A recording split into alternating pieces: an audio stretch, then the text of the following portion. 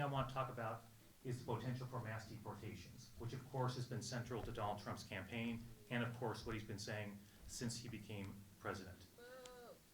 He was clear about his intentions, so I want to be clear about the impacts if that were to happen. It means ripping families apart. It means kids losing their parents. It means business losing their workers. It means communities being significantly altered. We need to be prepared if this were to come to pass. So today I'll be signing an executive order after Tana says a few words, directing the immediate creation of the Family Separation Rapid Response Team in the Department of Children, Youth, and Families, which Tana Sen heads up.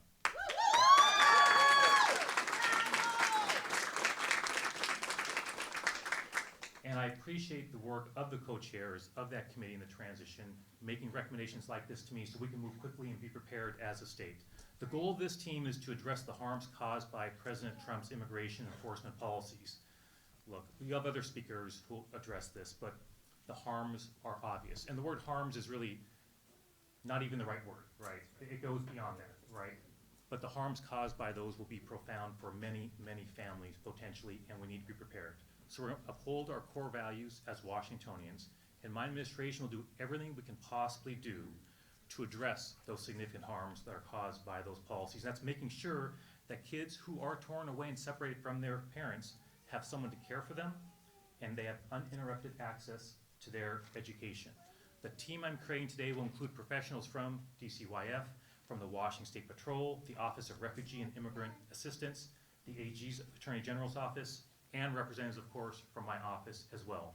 The members will be consulting with regional and local experts on immigration and child welfare to develop policies that support children who experience family separation through the deportation or detention of their parents or their caregivers. They will be having their first meeting no later than February 14th, and I expect much sooner than that. Broadly speaking, the team will look for ways we can improve agency policies and procedures to help us respond to and support families who are separated. Look, it's worth noting, look, a dozen years ago, it was unimaginable we'd be having this conversation. Let's be clear, right? So even a state like Washington isn't necessarily prepared for something like this because who would imagine we'd be at this place?